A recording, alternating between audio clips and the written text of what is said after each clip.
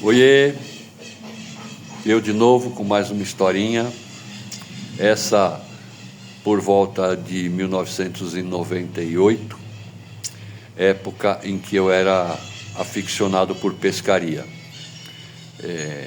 Tirava 2 períodos de 15 dias por ano na empresa onde eu trabalhava e normalmente a gente ia para o interior, na casa dos meus sogros, e eu passava esses 15 dias, boa parte deles eu passava pescando com meu sogro.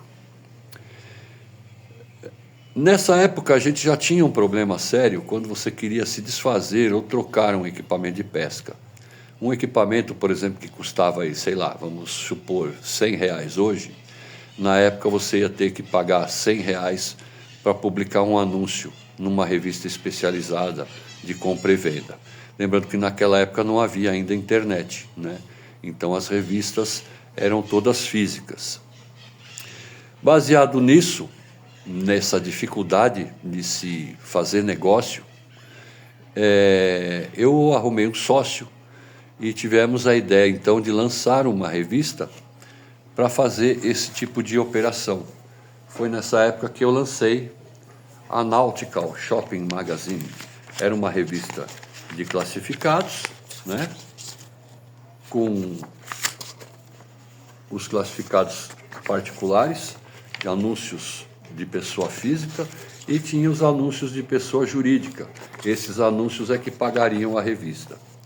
Eu tinha acabado de sair de uma empresa, então eu estava capitalizado, e para poder fazer esse primeiro número, a gente fez uma catança nas revistas especializadas da época e copiamos os classificados da revista e publicamos na nossa revista. Então eu mandei rodar 10.000 exemplares dessa edição zero, vamos chamar assim, dos quais 5.000 exemplares a gente distribuiu na FEIPESCA no ano de 98, no Anhembi. Os outros 5.000 nós distribuímos nas marinas daqui da região do litoral de São Paulo. Tivemos algum retorno, né? O que nos encorajou a lançar o número 1. Essa era o número 0, lançamos o número 1. Essa, número 1, então, já tinha alguns anúncios verídicos, né?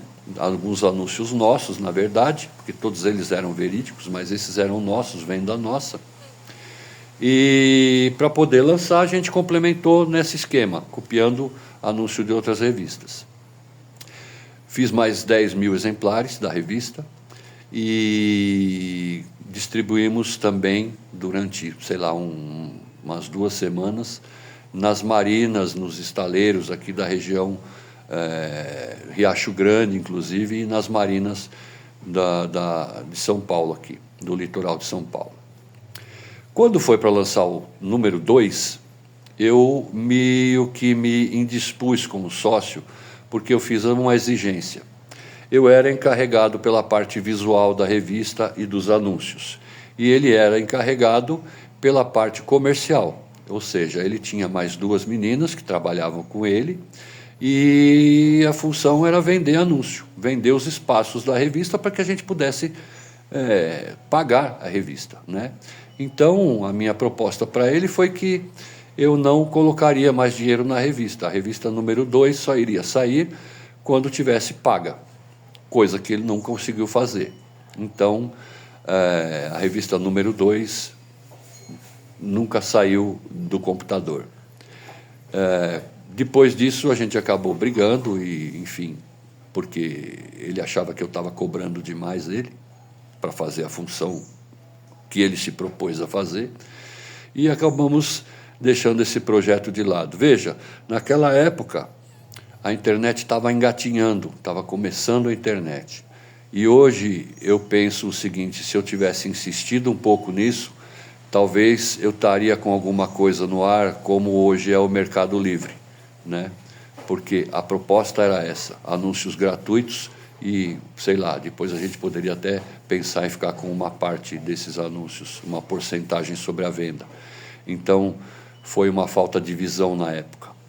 Enfim, mas eu estou dando essa volta toda para dizer o seguinte: esse cara tinha pelo menos uma coisa legal. A casa dele tinha uma parede da sala que era completamente forrada de relógios. E foi daí então que nasceu também essa minha paixão pelos relógios. A partir daí eu comecei a colecionar relógios das mais variadas marcas, épocas, tipos. E vou colocar algumas fotos aqui para vocês dos meus relógios. Não são todos, eu tenho carrilhões, tenho cuco e já tive mais, mas quando a gente se mudou para cá, para o interior, acabei me desfazendo de uma parte deles. Então esses são alguns dos meus xodós também, mais uma coisa pela qual eu sou aficionado. Um beijo, fiquem com Deus.